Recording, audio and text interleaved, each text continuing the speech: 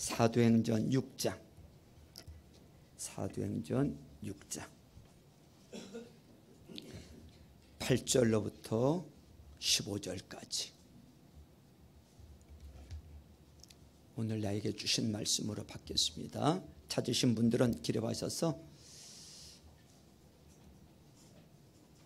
같이 받습니다. 시작. 스데반은 은혜와 능력이 충만해서 백성 가운데서 놀라운 일과 큰 기적을 행하고 있었다. 그때에 구레네 사람과 알렉산드리아 사람과 킬리기아 아시아에서 온 사람으로 구성된 이른바 리버티노 해당에 소속된 사람들 가운데서 몇이 들고 일어나서 스데반과 논쟁을 벌였다. 그러나 스데반이 지혜와 성령으로 말하므로 그들은 스데반을 당해낼 수 없었다. 그러므로 그들은 사람들을 선동하여 스데반이 모세와 하나님을 모독하는 말을 하는 것을 우리가 들었습니다 하고 말하게 하였다. 그리고 백성과 장로들과 율법학자들을 부추기고 스데반에게 몰려가 그를 붙잡아서 공의회로 끌고 왔다. 그리고 거짓 증인들을 세워서 이렇게 말하게 하였다. 이 사람은 쉴 새 없이 이 거룩한 곳과 율법을 거스러 말을 합니다. 이 사람이 나사렛 예수가 이곳을 헐고 또 모세가 우리에게 전하여 준 규례를 뜯어 고칠 것이라고 말하는 것을 우리가 들었습니다. 공의회에 앉아있는 사람들이 모두 스데반을 주목하여 보니 그 얼굴이 천사의 얼굴 같았다. 아멘. 서로 축복합니다. 하늘 복 많이 받으세요. 하늘 복 많이 받으세요. 따라서 해보세요. 하나님을 기쁘시게. 안 하시는 분 있네. 하나님을 기쁘시게, 사람을 행복하게. 예. 부모님이 행복해야 누가 행복해진다고요? 자녀들이 행복해지고요. 내가 행복해야 뭐도 하게 돼요? 전도도 하게 되고요. 목사님이 행복해야 성도들도 행복해지는 줄로 믿습니다.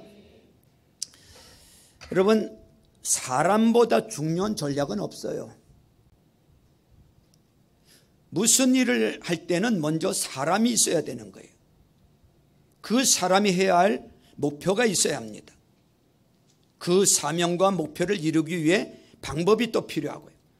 그 방법을 위해 만남이 있어야 됩니다. 그리고 그 만남을 위해 일을 추진할 돈이 필요합니다. 그래서 누군가 이것을 OM이라고 말을 했습니다. OM이 뭐냐? 먼저 사람이 있어야 된다.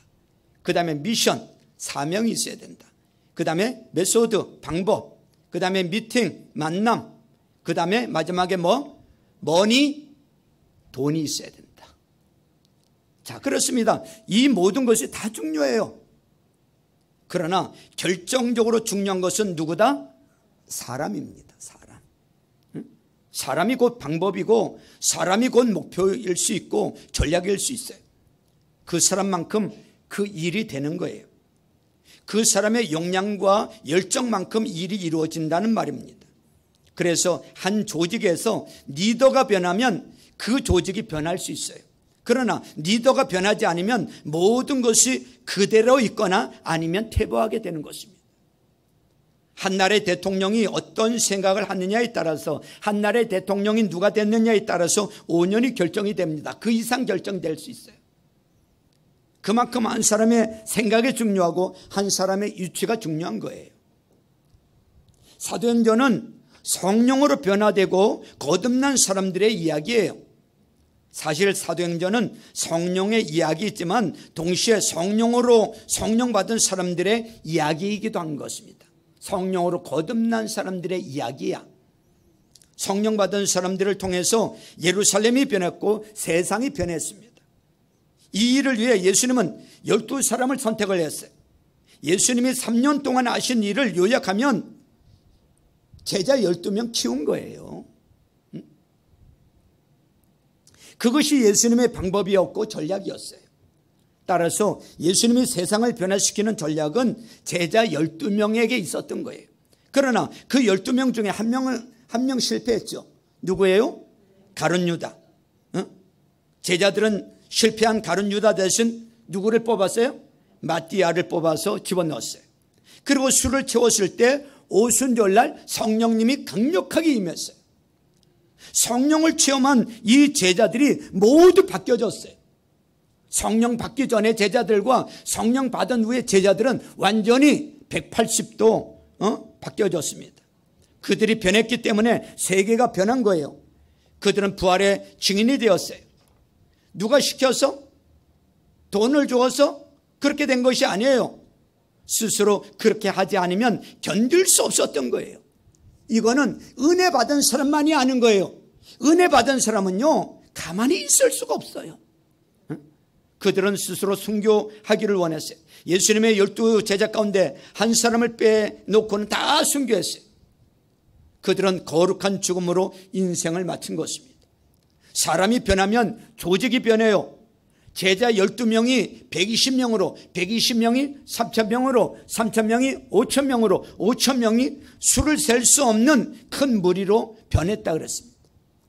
사도행전은 12사도의 리더십에 의해서 이루어졌어요. 그러나 사도행전을 잘 살펴보면 놀라운 사실을 발견하게 되는데요, 그것은 12명의 사도들만 일을 한 것이 아니라는 사실입니다.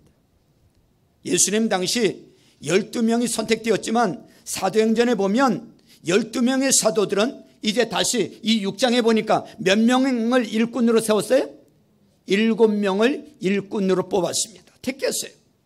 그들은 제자들, 요즘으로 말하면 평신도들 중에서 7명을 택해 그 지도력을 나눠 가졌어요. 7명의 집사 또는 장로로 불리는 사람들을 선택해서 교회 조직, 행정, 사역, 또 재정을 맡긴 것이 오늘날 집사와 장로의 제도의 효시가 된 거예요. 그들은 다 안수를 받았어요. 결국은 사람입니다. 결국은 사람이에요. 결국은 어떤 사람들이 있느냐가 한 교회가 어떤 교회가 되어졌느냐를 결정하는 거예요. 우리 교회에 어떤 사람이 있느냐에 따라서, 담임 목사가 누구고 우리 교회 성도 멤버가 어떤 사람이냐에 따라서 우리 교회가 결정이 되어집니다. 사람들은 무슨 생각을 하고 어떤 은혜와 체험을 하느냐는 것이 그 교회를 결정하는 중요한 요소가 돼요. 교회의 핵심 구성원에 지도부에 성령을 체험하고 거듭난 사람이 있으면 그 교회는 거듭나고 기적이 일어나며 확장하고 부흥하게 되는 줄로 믿습니다. 그러나 교인이 많아도 큰 조직을 갖추고 있어도 오랜 전통을 유지하고 있어도 거듭나고 성령 받고 변화된 사람이 없으면 그 교회에서는 아무 일도 안 일어나요. 모여서 의논하고 서로 좋아하고 식사하고 헤어지는 일 외에는 영적으로 아무 일도 일어나지 않는단 말이죠. 우리 지난주에 살펴보았죠. 6장 1절로부터 7절 내용을 잠깐 살펴보면은 예루살렘 교회에 문제가 생겼어요. 그게 뭐예요? 구호 음식 문제가 생겼어요. 근데 그 문제는 문제가 아니라 본질로 접근하는 것이 꼭 필요하다고 말씀드렸어요. 원래 교회는 성령의 임재가 있고 난 다음에 자기를 부인했어요. 자기를 주장하지 않았어요.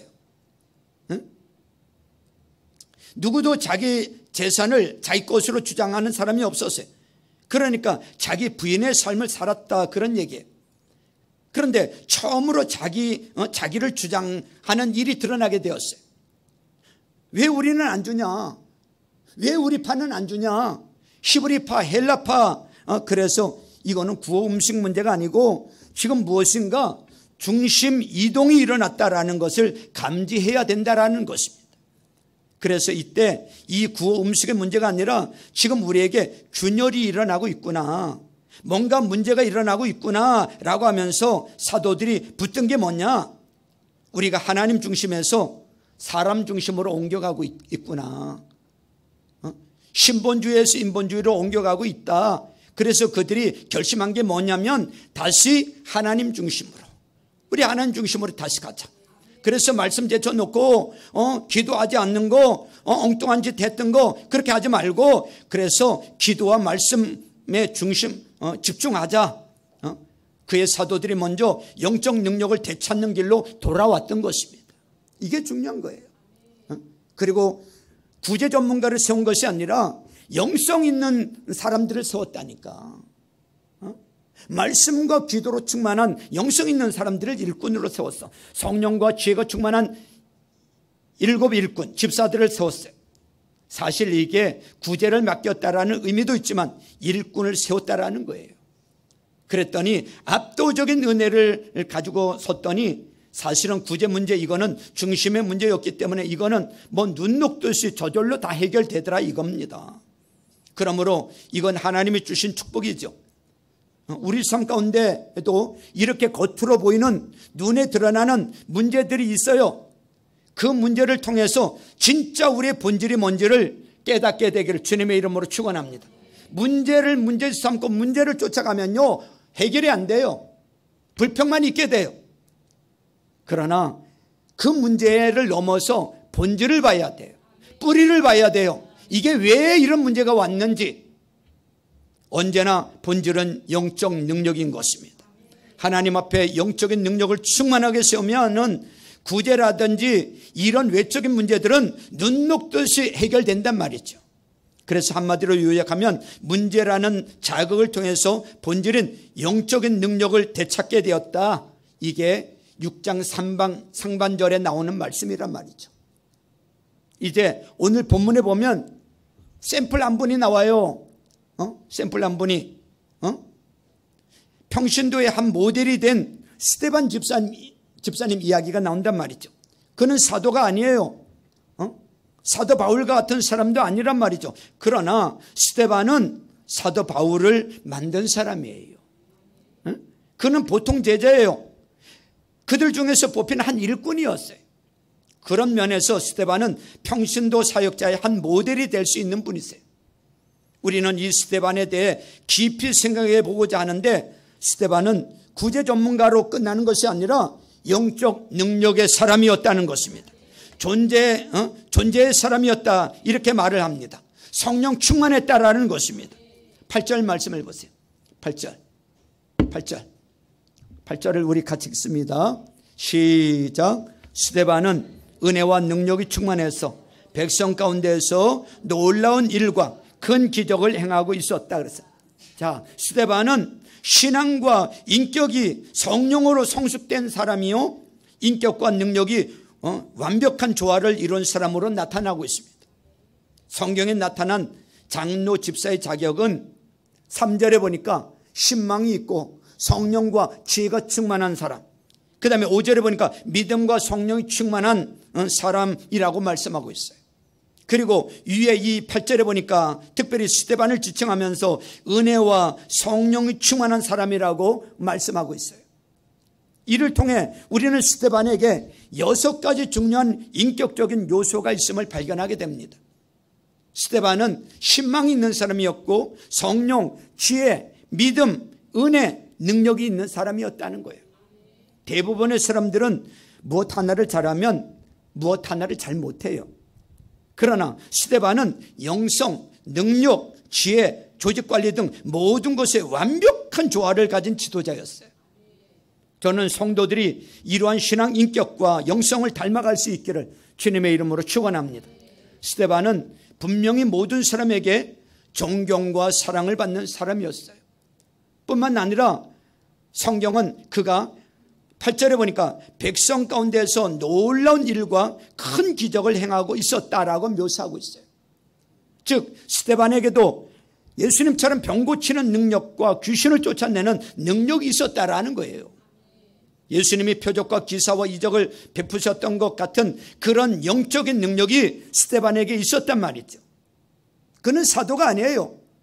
평신도인데도 불구하고 똑같은 그런 능력의 사람이었다는 것입니다. 성령 받으면 너희가 내 일을 할 뿐만 아니라 나보다 더 큰 일도 할 수 있을 것이라고 말씀하셨던 것처럼 성령 받고 나니까 스데반에게도 이런 놀라운 기적과 표적이 나타났다는 거예요. 보통 어떤 병을 잘 고치거나 능력이 있으면 인격 면에서 약해져요. 하지만 스데반은 이 양면을 완벽하게 잘 갖추고 있음을 보게 됩니다. 또한 스데반은 초대교회의 구제 행정과 사역뿐만 아니라 7장에 보면 7장 전체가 스데반의 이야기예요. 스데반의 설교예요. 설교를 잘하는 거야. 사도요? 아니야. 평신도인데 지적인 수준이 굉장히 높은 사람이에요. 그렇지만 겸손히 교회 조직 안에 들어와 모든 행정을 관리하는 사람으로서 봉사를 했어요. 오늘날의 교회도 이러한 신실하고 거듭난 일꾼을 요구하고 있다는 것을 잊지 마시길 바랍니다. 여러분의 전문성을 교회 각 부서에서 각 사역 영역에서 필요로 하고 있어요. 저는 여러분들이 먼저 교회에 의해서, 연합교회에 의해서 한 가지 이상씩 사역을 다 할 수 있기를 바랍니다. 혹시 안 하고 계신 분 있으면요, 목자에게 해서 꼭 한 가지 이상씩은 연합교회에서 다 사역을 하세요. 그리고 가정교회에서, 목장에서도 한 가지 이상씩은 다 사역을 맡아서 꼭 하시기를 바랍니다. 그러나 사역을 하는 것으로 끝나지 말고 에베소서 4장의 말씀처럼 온전하게 되어서 그 다음에 봉사 일을 하게 하면, 그 봉사가 뭐냐면, 번역이 그게 좀 잘못된 건데 미니스트리예요. 성경에 보면 미니스트리가 뭐냐면 여러분 목양이에요. 목양을 하며 교회를 세우는 일에 모두 쓰임받게 되기를 주님의 이름으로 축원합니다. 여러분, 어떤 경우든 공통점이 하나 있어요. 모든 그리스도인은 예외 없이 하나님의 부르심을 받았다는 사실입니다. 예수 그리스도에 대한 구원의 부르심을 우리는 다 받았어요. 교회에 대한 부르심을 받았어요. 뿐만 아니라 사명에 대한 부르심을 받았다는 것을 잊지 마십시오. 어떤 사람은 목회자로, 어떤 사람은 선교사로, 어떤 사람은 평신도로서 세상에서 자신의 직업을 가지고 헌신하며 살도록 부르심을 받았어요. 한 사람도 예외가 없어요. 한 사람도 예외가 없다고요. 그리스도인이 되었는데도 부르심이 없다는 것은 거짓말입니다. 모든 사람에게는 부르심과 사명이 있어요. 그러면 그 부르심과 사명은 무엇이겠습니까? 그 부르심과 사명이 뭘까요? 그것은 하나예요. 왜 우리를 부르시고 사명을 주셨을까? 뭐 하라고? 뭐 하라고요? 영원해서 제자 만들라고. 모든 민족으로, 모든 백성을 하여금 예수 그리스도를 믿게 하고 예수 제자 만들라고. 어떤 사람은 목사로, 어떤 사람은 선교사로, 어떤 사람은 평신도로서 직업과 생활을 통해 사명을 감당하도록 부르셨다는 거예요. 목사는 목사로서, 평신도는 평신도로서 영원에서 제자 만들라고 우리를 다 부르시고 사명을 주셨다는 거예요. 믿으시길 바랍니다. 여기에 교회가 응답하고 우리가 응답해야 되는 거예요. 그리고 10절을 보세요. 10절을 같이 읽습니다. 10절 시작. 그러나 스데반이 지혜와 성령으로 말하므로 그들은 스데반을 당해낼 수 없었다. 이런 얘기가 나오죠. 성경은 그들은 스데반을 당해낼 수 없었다는 거예요. 스데반은 말씀과 복음에 능력이 있었을 뿐만 아니라 모든 이방 철학과 종교의 신봉자들과 이 논쟁할 수 있을 만큼 지적인 능력이 있었다는 거예요. 그뿐만이 아닙니다. 7장을 보세요. 스데반이 설교하는 것을 보면 그가 구약 성경을 통달하고 있다는 것을 알게 됩니다. 구약 성경을 그냥 꿰고 있어요. 그리고 그는 예수님에 대해 깊고 예리한 통찰력을 가진 사람이었어요. 바로 이런 사람이 초대교회 집사요 장로였다라는 것입니다. 저는 스데반의 이런 모습을 생각하면서 우리 한국교회의 현실을 좀 돌아봤어요. 한국의 초대교회에는 신앙의 위대한 인물들이 참 많았어요. 초창기에 우리나라에 복음이 들어올 때 먹고 살기 어려웠어요. 공부 그렇게 많이 하지 못했어요. 그렇지만 교회 안에 위대한 인물들이 참 많았어요.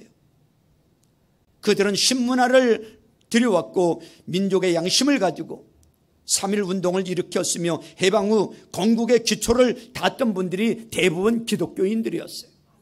사회 지도급 인사들은 대부분 그리스도인이었어요. 교회 지도자가 곧 사회 지도자였어요. 그만큼 교회 지도력이 높았고 영향력이 있었습니다. 그러나 오늘의 현실은 어떻습니까? 교인도 많아졌고 교회도 많아졌고 교회도 커졌지만 교회 안에서 인물을 찾아보기가 어렵습니다. 가정교회를 아는 목사님들 모임에서 이야기를 나누면서 공통적으로 하는 말이 교회를 수십 년, 교회를 다닌 지 수십 년이 됐고 교회 안에서 장로요, 권사요, 안수집사 직분도 받았는데 이런 분들 가운데 놀랍게도 구원의 확신이 없는 자도 있고 성경 지식과 영성을 지니고 제대로 된 믿음의 사람, 분명한 정체성과 가치관을 가진 사람을 만나기가 쉽지 않다고 이구동성으로 하는 말을 들은 적이 있어요. 저도 공감합니다. 그에 비해 가정교회를, 신약교회를 회복하는 우리 가정교회 안에는 정말 훌륭한 평신도 사역자, 목자, 목녀님들이 많다는 것이 자랑스럽습니다. 가정교회에는 세 축이 있잖아요. 지정의에 해당하는 바로 삶공부, 목장 모임, 그 다음에 주일 예배입니다. 여러분, 삶공부를 통해서, 체계적인 이 삶공부를 통해서 성경적인 지적 욕구를 채울 수가 있어요. 지적 능력을 키워갈 수 있어요. 삶공부를 통해서 예수님을 더 깊이 알아갈 수 있어요. 그 다음에 목장 모임은 정이에요. 정적인 부분으로 감정을 나누는 목장은 따뜻함과 나눔, 섬김, 사랑이 있어요. 그런가 하면 주일 예배를 통해서 하나님의 임재를 통해서 하나님을 만나고 의지적인 결단과 헌신이 이루어지는 곳이 주일 예배입니다. 이렇게 전인격적으로 훈련된 평신도 사역자들이 본인이 섬기고 있는 교회에서 뿐만 아니라 다른 교회에도 선한 영향력을 끼치고 있는 것을 보게 됩니다. 우리 교회에도 거룩하게 쓰임받을 일꾼들이 많이 나와야 될 줄로 믿습니다. 교회는 양적으로 커지는 것보다 질적으로 높아지는 게 중요해요. 질적으로. 적어도 교회 안에는 스데반과 빌립 집사님 같은 분이 있어야 돼요. 요즘 교회는 아무에게나 장로, 권사, 안수 집사 직분을 줘요. 그 때문에 교회의 영적 권위가 낮아지는 현상을 볼 수 있어요. 교회는 더 깊어져야 됩니다. 교회는 더 격이 높아져야 돼요. 아무나 세우면 안 돼요. 오늘날 한국 사회의 모든 부조리한 현상을 들춰보면 교인들이 관여가 안 된 데가 없어요. 어디에 내놓고 이야기하기 어려울 만큼 교회는 세상과 비슷해져 가고 있습니다. 여러분, 세상과 교회는, 세상과 믿는 사람과 안 믿는 사람은 달라야 돼요? 똑같아야 돼요? 달라야 됩니다. 분명히 구별돼야 돼요. 달라야 돼요. 구별되는 게 뭔지 아십니까? 그게 거룩이에요. 네? 여러분, 우리 예수 믿는 사람이라면 오늘 주일을 구별하는 거예요. 안 믿는 사람은 구별을 안 하죠. 그러나 믿는 사람은 구별하는 거예요. 이게 있어야지요. 그게 거룩이죠. 하나님의 것을 구별해야지요. 그게 거룩이란 말이죠. 그런데 이게 믿는 사람인지 안 믿는 사람인지 구별이 안 되어 가고 있어요. 교회의 영적 수준이 높아져야 될 줄로 믿습니다. 내가 비록 못 따라갈 망정 수준을 낮춰서는 절대 안 됩니다. 그래야 우리가 세상을 변화시킬 수 있게 되는 줄로 믿습니다. 목사님 힘들어요. 못 따라가겠어요. 그런다고 수준을 낮춰버리면요, 망하는 거예요. 오늘 본문에 보니까 11절부터 14절까지를 보면 대적들이 스데반을 어떻게 해볼 수가 없으니까 스데반 집사를 어떻게 합니까?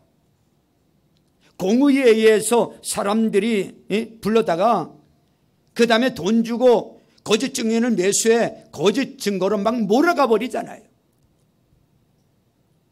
여러분, 공의회가 뭐 하는 곳인 줄 아세요? 예수님을 공의회에 잡아갔잖아요. 뭐 하는 곳이냐면 즉결 심판하는 곳이 공의회예요. 스데반을 똑같이 예수님처럼 잡아가서 직결 심판하고 있는 거예요. 지금 다 생략해버리고 지금 스데반 집사님이 이런 일을 당하면 억울하겠어요? 안 억울하겠어요? 억울하죠. 예수님하고 똑같은 거예요. 있지도 않은 일 거짓 증인 세워가지고 매도해버리는 거예요. 억울하지요. 사람이 억울하면요, 지난번에도 얘기했죠. 자기를 주장하는 인본주의자들은 억울하면 뭐예요? 결사항전을 합니다. 아니면 띠매고 데모를 하든지 그런 거 아니겠어요? 분노하든지. 여기서 스데반 집사님은 인본주의자는 아니라는 것을 알 수 있어요. 인본주의자들은 억울하면 투쟁해요. 억울하면 분노해요. 근데 지금 여기 뭐라고 돼 있어요? 마지막 15절을 보세요. 15절을 같이 읽습니다. 15절 시작. 공의회에 앉아있는 사람들이 모두 스데반을 주목하여 보니 그 얼굴이 천사의 얼굴 같았다. 따라서 해보세요. 그 얼굴이 천사의 얼굴 같았다. 공의회에 앉아있는 사람이 한 사람도 예외 없이 스데반을 주목하여 보았다 그랬어요. 다 주목해 봤어요. 스데반이 화가 날 텐데 참고 있는 것일까요? 앞으로 얼굴이 일그러질 것인가 아니면 다른 어떤 표정을 지을 것인가 모두들 궁금했을 거예요. 그런데 놀라운 일이 그 법정 안에서 일어났어요. 모든 사람들이 일제히 다 스데반의 얼굴을 봤는데 그 법정 안에 있는 이 스데반의 얼굴을 봤어. 분노로 떨며 창백해지고 일그러져야 할 그 얼굴에 놀라운 천사의 얼굴이 보이는 거예요. 천사의 얼굴을 하고 있는 거야. 생각해 보십시오. 어떻게 이런 일이 가능할까요? 여러분의 경험과 비교해 보십시오. 이게 지금 가능한 일입니까? 여러분, 법정소란죄라는 법정 용어가 있어요. 어떤 사람은 자기가 죄 짓고도 억울하고 불공정하다고 재판을 거부하고 법정에서 막 소란을 피우는 사람들이 있어요. 실제로 억울한 사람도 많아요. 얼마나 억울하면 저랬을까 하는 생각도 듭니다.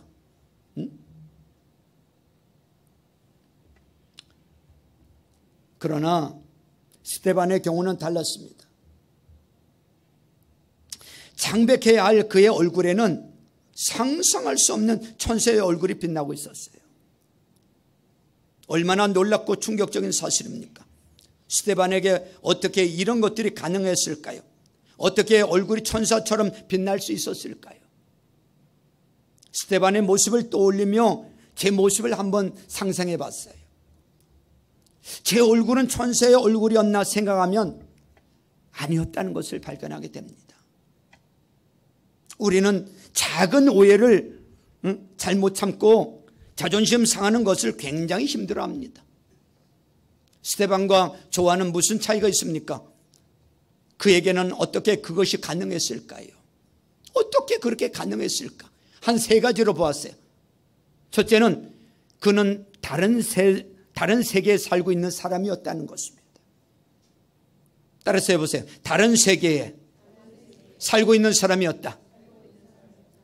자, 여러분, 이 7장은, 그 뒤에 7장은 스데반의 이 설교이고 스데반에 대한 이야기인데 우리 한 장 넘겨서 7장 55절 말씀을 보세요.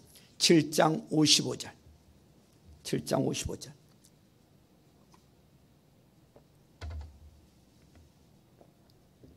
7장 55절. 같이 읽습니다. 시작. 그런데 스데반이 성령이 충만하여 하늘을 쳐다보니 하나님의 영광이 보이고 예수께서 하나님의 오른쪽에 서 계신 것이 보였다 그랬어요. 그의 몸은 세상에 있었지만 마음은 세상에 없었어요. 우리는 세상을 살면서 이 땅에 발 딛고 살아가면서 우리의 마음 또한 세상에 두고 있어요. 우리는 여러 인간관계를 피할 수 없는 사람들이에요. 그러나 스데반의 몸은 재판정에 서서 공격을 받고 있지만 그 결과 오해를 받았지만 그의 영은 하나님과 함께하고 있었던 것입니다. 그렇지 않았다면 그의 얼굴은 천사의 얼굴이 될 수 없어요. 그는 하늘 보좌에 서 계신 지금 누구를 보고 있어요? 예수님을 보고 있어요. 하늘 보좌 우편에 계신 예수님을 보고 있어요. 사도행전 7장에서 사람들이 귀를 막고 막 돌을 던져서 이 스데반을 쳐 죽이려고 할 때 그는 이렇게 말을 합니다. 보십시오. 56절 보세요. 하늘이 열리고 하나님의 오른쪽에 인자가 서 계신 것이 보입니다. 스데반은 늘 하늘을 생각하는 사람이었다는 것입니다. 우리는 하늘을 올려다보면서 구름은 보지만 영혼을 보지 못합니다. 하늘 보좌를 보는 눈이 없어요. 우리의 경험은 너무나 천박하고 세속적이고 욕망에 사로잡혀 살아갑니다. 거룩이 우리 안에서 경험되지 않아요. 얼굴은 마음의 표현이에요. 마음에 뭐를 담고 있느냐에 따라서 얼굴에 표현되게 돼 있어요. 우리 마음에서 그러한 거룩한 거룩과 영원과 하나님의 보좌를 경험하는 일이 없었기 때문에 우리 얼굴이 빛날 수 없는 것입니다. 그는 재판을 받는 중에도 영원한 통치자이신 예수님을 생각했던 것이 틀림이 없어요. 여러분, 누구하고 사느냐에 따라 얼굴 모습이 그렇게 여러분 바뀌는 거예요. 무엇을 생각하느냐에 따라 그 얼굴이 바뀝니다. 누군가 나이 40이 되면 자기 얼굴에 책임을 져야 한다는 말이 있어요. 그 사람의 생각이 그 사람의 얼굴인 거예요. 그러면 어떻게 스데반은 그런 얼굴을 가지고 있었을까요? 그는 늘 하나님을 생각했고 그의 마음은 늘 천국에 있었기 때문에 그런 거예요. 따라서 해보세요. 그는 늘 하나님을 생각했고 그의 마음은 늘 천국에 있었다. 그렇습니다. 저는 우리의 몸은 비록 땅 위에 살고 있지만 늘 하나님을 생각하게 되기를 주님의 이름으로 축원합니다. 구름만 보지 말고 구름 저편에 있는 찬란한 하늘 보좌를 경험할 수 있기를 주님의 이름으로 축원합니다. 스데반은 바로 다른 세계에 살고 있는 사람, 바로 하늘 위에 계시는 주님을 보고 하늘을 보고 살았기 때문에 그런 것입니다.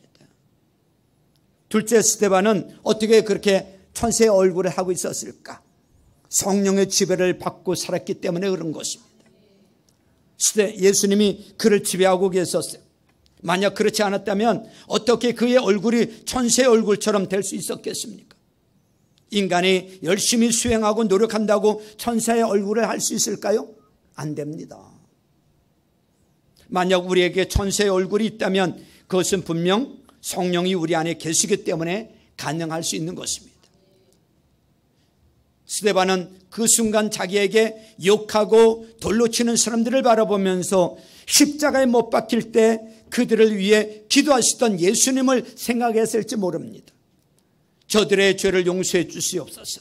아마 그 영이 스데반에게도 임했는지 모르겠습니다. 셋째로, 스데반은 자신을 재판하던 사람들을 용서하고 있었던 것입니다. 용서. 어떤 경우에도 용서하지 않고는 이런 일이 불가능해요. 누군가를 미워하고 누군가를 용서하지 못하고 늘 미움을 품고 있는 사람 얼굴에는요, 천사 같은 얼굴이 나올 수가 없어요. 미움으로 가득 찬 사람은 나올 수가 없습니다. 용서할 때 우리는 하나님의 마음을 이해하게 되는 거예요. 사랑할 때 우리는 십자가에 접근하게 돼요. 우리가 포기할 때 예수님의 겸손을 느끼게 되는 거예요. 이러한 그의 태도는 사람들의 돌에 맞아 죽어가는 스데반의 기도문 속에 잘 나타나고 있습니다. 60절 말씀을 보세요. 60절을 같이 읽습니다. 60절 시작. 그리고 무릎을 꿇고서 큰 소리로 주님, 이 죄를 저 사람들에게 돌리지 마십시오 하고 외쳤다. 이 말을 하고 스데반은 잠들었다 그랬어요. 이 기도를 볼 때 스데반은 자기를 모함하고 핍박하고 여러분 재판하고 급기야는 돌로 쳐서 죽이기까지 하는 그들을 용서하고 있었음이 틀림이 없어요. 여러분은 천사의 얼굴을 하고 싶습니까? 그렇다면 용서해야 됩니다. 용서하지 않고는 천사의 얼굴이 불가능해요. 사랑하지 않고는 천사의 얼굴이 불가능해요. 하나님의 보좌를 생각하지 않고는 천사의 얼굴이 불가능합니다. 예수님이 들어와 우리 마음을 지배하지 않으시고는 우리 마음이 불가능합니다. 예수님이 어느 날 사랑하는 베드로, 요한, 야고보를 데리고 어느 날 산에 오르셨어요. 그런데 그곳에서 갑자기 예수님이 변형이 되시는 거예요. 마태복음 17장 2절에 보니까 그들이 보는 앞에서 그의 모습이 변하였다. 그의 얼굴은 해와 같이 빛나고 옷은 빛과 같이 희게 되었다라고 말씀하고 있어요. 예수님의 얼굴이 해같이 빛났다 그랬어요. 그의 옷이 빛과 같이 휘어졌다 그랬어요. 이 예수는 십자가에서 죽은 예수가 아니고요, 부활하신 예수가 아니고요, 지금 동행하고 있는 예수가 아니에요. 이 예수는 요한계시록에 나타났듯이 하늘 보좌에 계시는 역사를 통치하고 지배하시고 이 세상 마지막 날 심판주로 다시 오실 바로 그 예수 그리스도이신 것입니다. 그 얼굴이 힘있게 빛났던 것처럼 바로 그 예수를 우리들이 본 것입니다. 바로 그 예수를 그들이 본 거예요. 이 예수는 모세와 엘리야와 여러분 대화를 하고 있었습니다. 우리에게도 이 거룩의 경험이 있어야 될 줄로 믿습니다. 이 예수를 보는 눈이 필요한 줄로 믿습니다. 이런 신령한 경험들이 필요한 줄로 믿습니다. 우리가 어떤 충격적인 사건을 목격하면 오랜 세월이 지나도 잊혀지지가 않아요. 마찬가지로 우리에게 나타난 예수 그도, 시험된 예수 그도, 통치하시는 예수 그도, 우주의 주인이신 예수 그도, 다시 오실 예수 그도 우리 마음을 완전히 지배하고 계셔야 될 줄로 믿습니다. 스데반은 이런 영적 경험을 했던 거예요. 여러분은 어떻습니까? 내가 무엇을 생각하느냐에 따라 바로 내가 만들어지는 것입니다. 내가 어떤 생각을 하느냐에 따라서 내가 만들어져요. 내가 누구하고 사느냐에 따라서 내가 만들어지는 거예요. 하나님과 동행하고 싶지 않습니까? 이런 신령한 영적인 경험들을 하고 싶으시지 않으십니까? 이것이 없이 어찌 이 험악한 세상을 살아갈 용기를 가질 수 있겠습니까? 파도처럼 밀려오는 수많은 인생의 역경들을 우리가 어찌 다 감당할 수 있겠습니까? 말씀을 맺으면서 골로새서 3장 1절로부터 4절 말씀을 마지막으로 드리고 말씀을 마치도록 하겠습니다. 그러므로 여러분이 그도 함께 다시 살리심을 받으면 위에 있는 것을 찾으십시오. 거기는 그도께서 하나님의 오른편에 앉아 계시는 곳입니다. 여러분은 하늘에 있는 것을 생각하고 땅에 있는 것을 생각하지 마십시오. 이것은 여러분이 죽었고 여러분의 생명이 그도 함께 하나님 안에 감춰져 있기 때문입니다. 우리의 생명이신 그도께서 나타나실 때에는 여러분도 그분과 함께 영광 가운데 나타나게 될 것입니다.